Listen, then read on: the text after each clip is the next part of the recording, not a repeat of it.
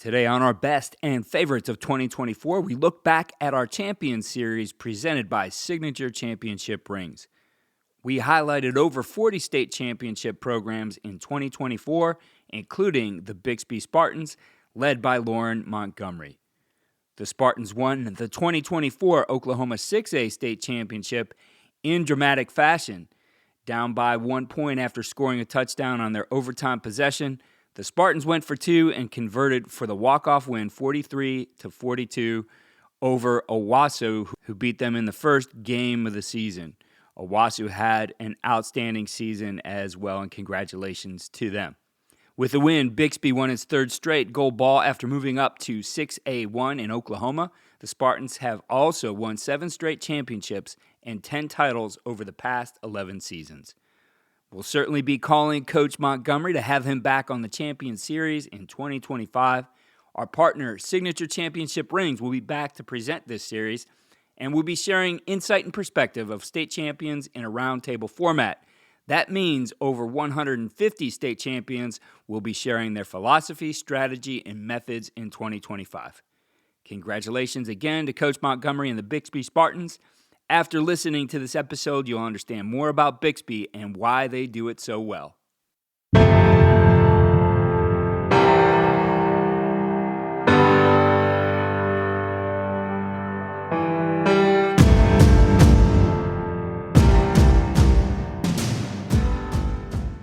I think it's important to understand that you have had success, but it's also important for our staff, for our kids, as you mentioned, not to be entitled and not to take for granted, because the name on your chest doesn't mean that people are going to lay down. The name on your chest means you're going to get everybody's best. And I think sometimes having young guys come up that might not know any better, young players or whatnot, they need to be reminded of that. On today's Champions Series presented by Signature Championship Rings, head coach Loren Montgomery from Bixby High School discusses the success of their program, focusing on developing student athletes and emphasizing process over outcomes.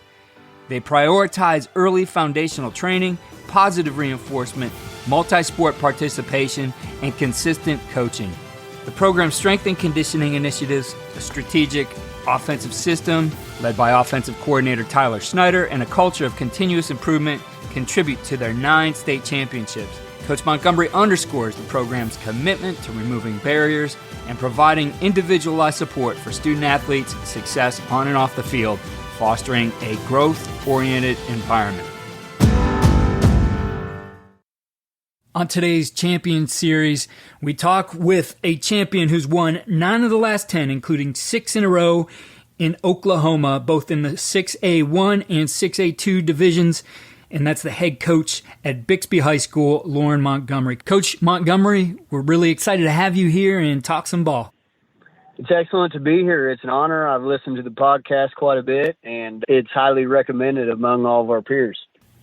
I appreciate that, Coach. So we're going to talk about the process for you guys. What are the things you focus on when you think about the process at Bixby High School?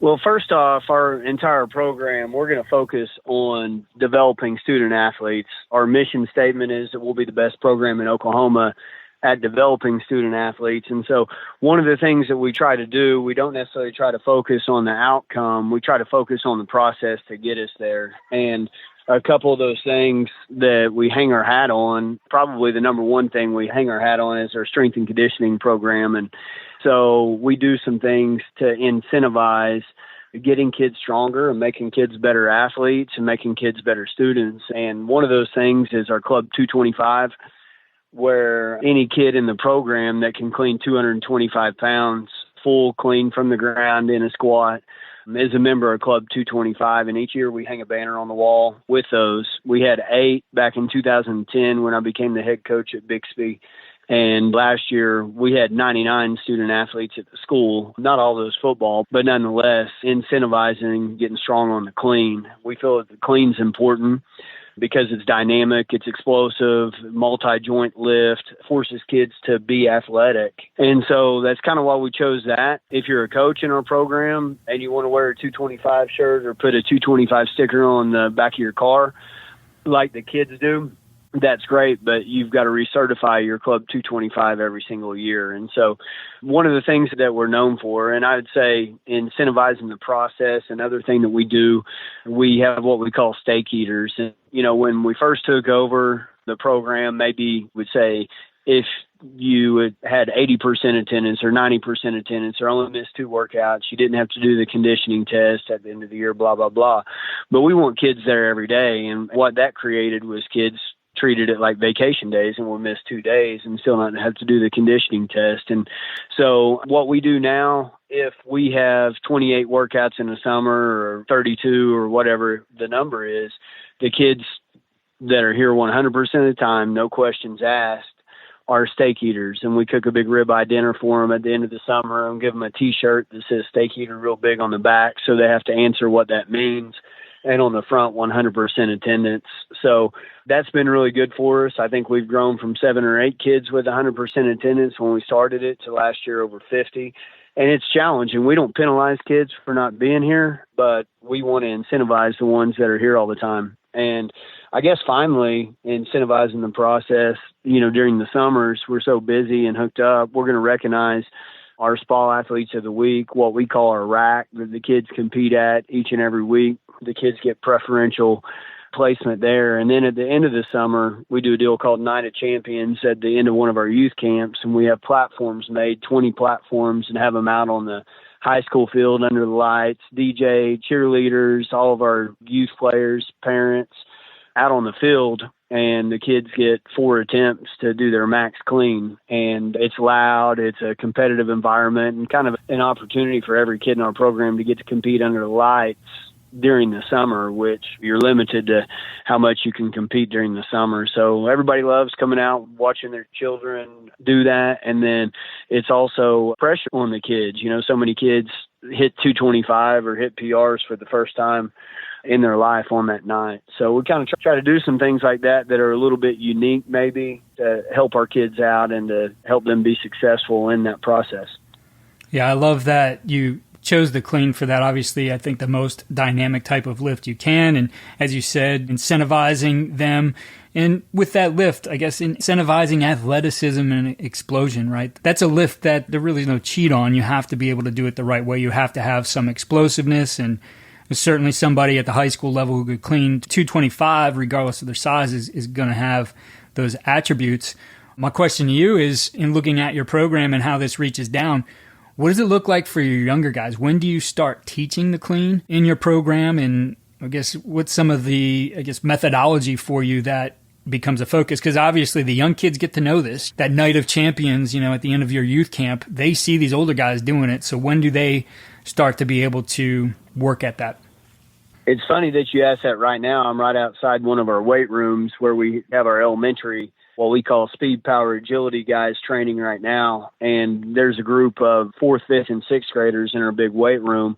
And every day they start off with PVC cleans as part of their deal. We'll do hinging, squatting, clean breakdown with PVC with those kiddos, teaching that movement. And then as they move on to 7th grade in our school system, we've got 7th grade strength and conditioning built into the school day for our kids, several hours with our high school head strength coaches. And so those kids are beginning to lift and lift properly. We started the 7th grade group about 3 years ago, and now those kiddos are sophomores, and we're seeing better movement patterns. We're seeing better technique, kids getting stronger quicker because we're not having to step back and detrain them from bad habits. So we started them young here in Bixby, and I think it's been one of those things that's really helped our program, but it's not a quick fix. It's definitely a crock pot rather than a microwave. I love the approach, too, that you take to incentivizing this. You said you're going to focus on the positive things, right? You're going to focus on the behaviors you want rather than punishing the behaviors you don't. So as the example of the steak eaters, 100% attendance, not penalizing kids, though, who didn't have that 100%, right? And giving them opportunities to excel, like things at the Night of Champions. How important is that focus to keep it on the positive side of things? I think it's important, but if our guys aren't showing up or they're late or whatever, they're definitely held accountable. But we're at a unique place now, especially since we've been here a while. And I heard Rick Jones years ago at a clinic say, what works in one place might not work at another. Fortunately, we've got some really good kids. Our staff has been here a long time, and our kids want to work hard and want to please. I think maybe if you were at a different place and maybe different timing with a coaching staff's tenure, then you might have to consider some other things. But if our kids aren't here, their coaches are going to call them. We take attendance each day. We hold them accountable. We have strict guidelines. But at the end of the day, we want to spend the majority of our focus on doing things the right way every day. I think the other unique part of your strength culture is that you told me you like to really focus on developing the multi-sport athlete, but training them year-round. And, you know, I think sometimes, especially at bigger schools, and you guys are 6A1, the biggest division now in Oklahoma, when you see those bigger school populations, sometimes you have those single sport athletes and they just focus and specialize on their sport. But you want to develop that student athlete. You obviously want them to have the experience of everything they can in high school. It's easy for us to get caught up and develop our programs that mirror what they're doing at the college level. But we got to remember these guys can have the experience of still training and doing other sports and competing. And I think, you know, I've always said, like, I can only give you a certain amount of time during the off season in the weight room to get better. I can't give you the competitiveness of what you might do in basketball or wrestling, baseball, track, etc.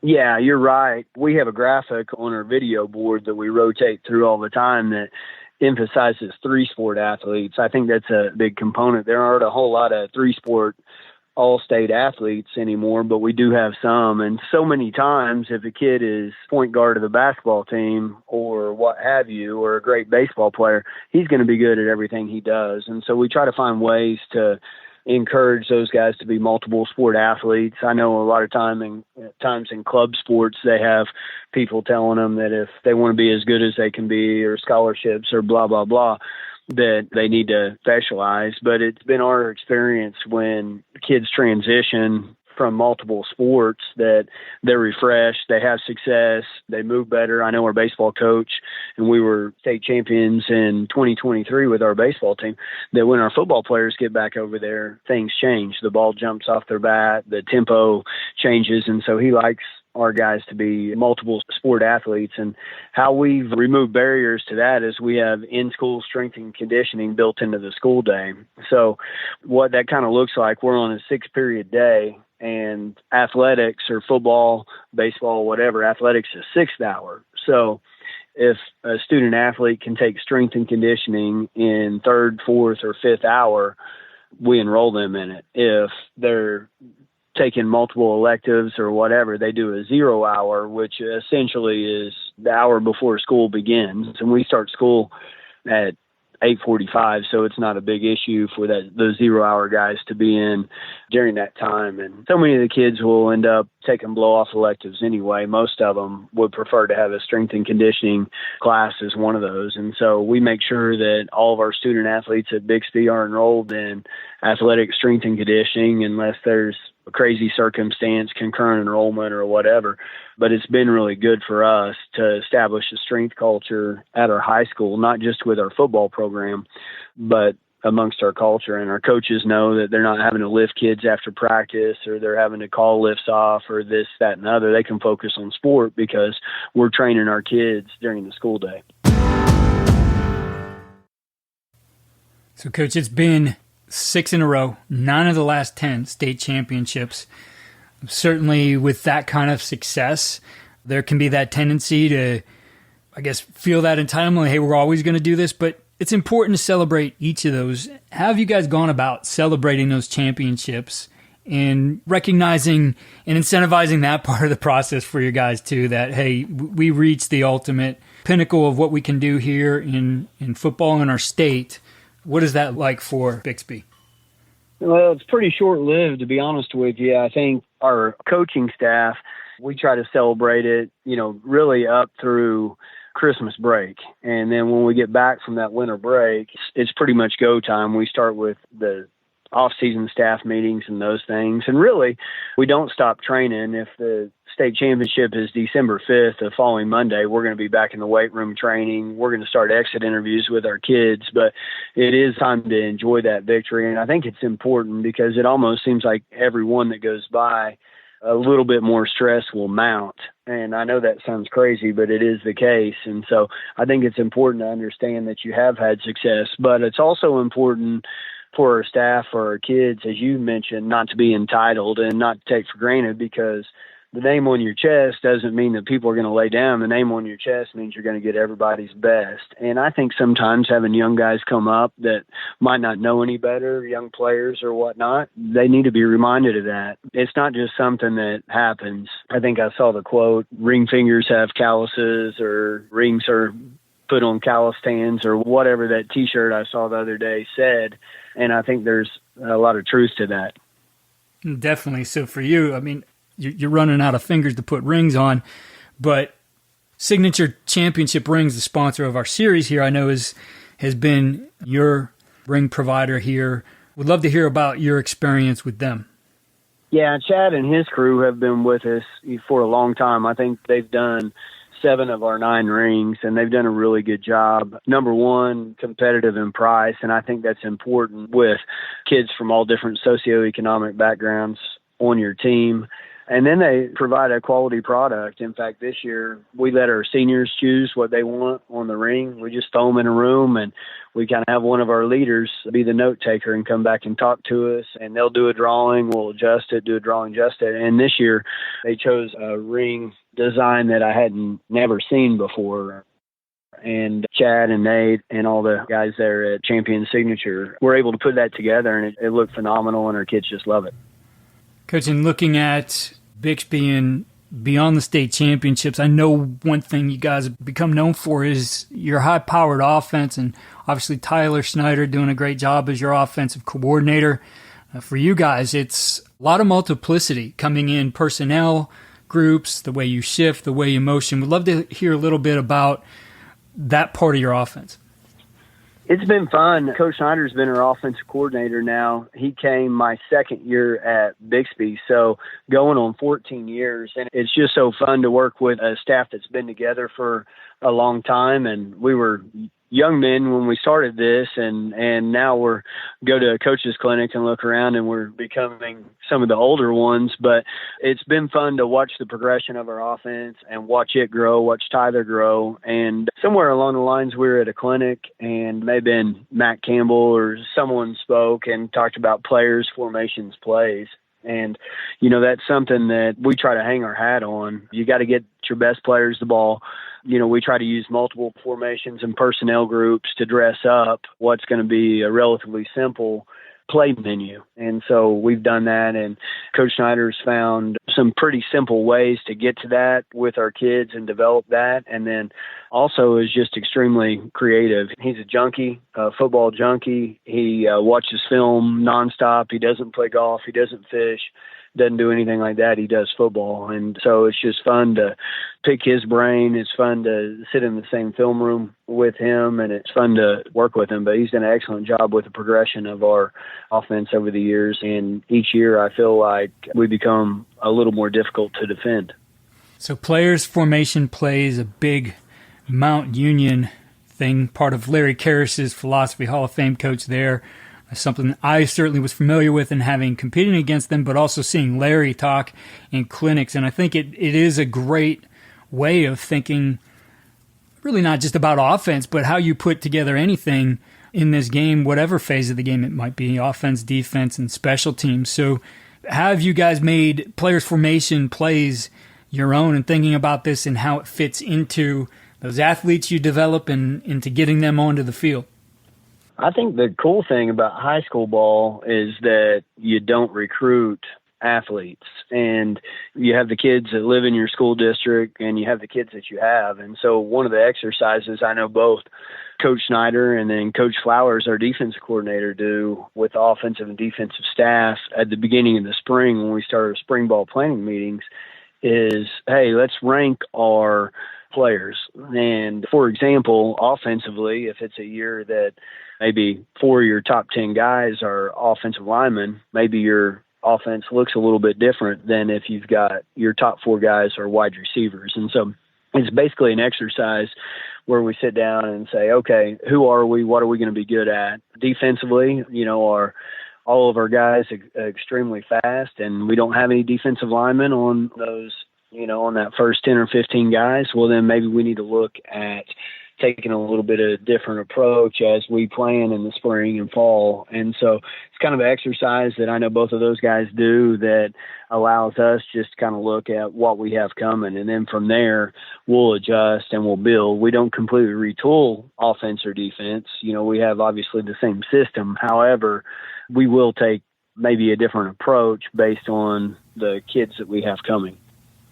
For you as the head coach, having 2 strong coordinators who are going to handle those phases of the game, what role do you take beyond, you talked about being the culture driver, the process driver. What role do you play in the game management, in bringing these things together in all phases of the game? Yeah, that's a good question. Sometimes I ask myself that same question because we have a veteran staff and such a good staff. And first off, I think my role is to remove barriers for them, just give them an opportunity to do their thing, get out of their way, or get problems out of their way. And I know that sounds super simple, but if you have really good people, you need to find every way you can to help them be successful. And then I give broad guidelines of who are we, what are we going to be known for, what are we going to stand for on the field, what's our calling card when another team is talking about Bixby Spartan football, what are they going to talk about? But outside of that, I try not to get too deep into a certain game plan. If we're doing something that maybe I have questions about, I'll ask those questions. But, generally our guys and myself are pretty well aligned. When you look at Bixby's track record here, again, 9 of the last 10, 6 in a row, the word that comes to mind is consistency. You guys have found a way to be consistent at an elite level. And I know you really think about this in terms of your coaches too, because I think coaches drive consistency. And for coaches, it's individual, and it's also how you're able to provide that consistency and help your players have that consistency too. Would love to hear your philosophy on that. Yeah, first off, I think as anything goes, I've got to be consistent as a leader. And it sounds simple and easy to say, but a lot of people have trouble with being consistent. So I think it's important that I'm present every day. I think it's important that, and I'm not saying I always have it right, but that I don't have crazy mood swings and guys don't know what to anticipate from me. And likewise with the coaches, I think, number one, we have to lead ourselves well. And then I think the next thing is find ways to remove the barriers for success for your players. Like, for instance, if a kid has a crazy home life or crazy situation, you find a way to hopefully get that student athlete to the workouts, to school. Maybe it's with their grades, and they're a student athlete that has trouble with turning their work in or whatever the situation is. And so we kind of put it on our coaches to hold those guys accountable, whether it's a reminder call, whether it's, monitoring their grades. If we have an at-risk student athlete, let's monitor his grades so as soon as a 0 pops up, we're on top of it.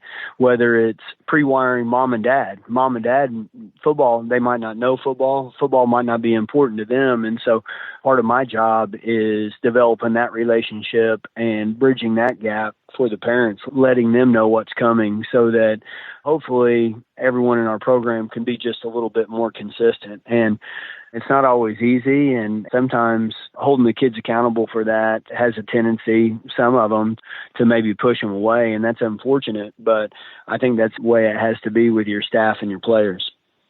Coach, I appreciate you giving us some insight and a peek into your program.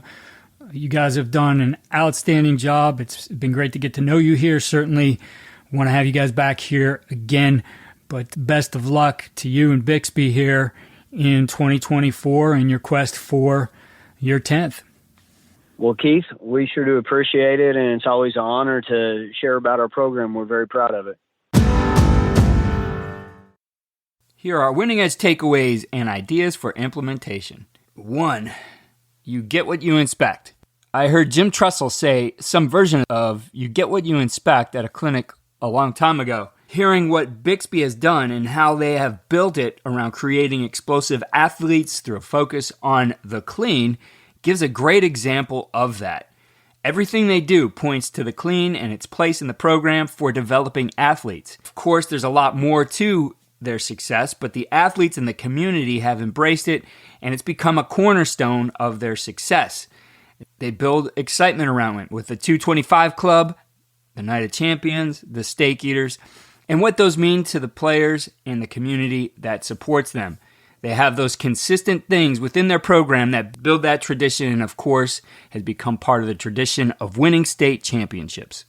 2, focus on players' formation plays. We've talked about that concept numerous times here. It's something that comes out of Mount Union and Larry Karras, and of course his tree.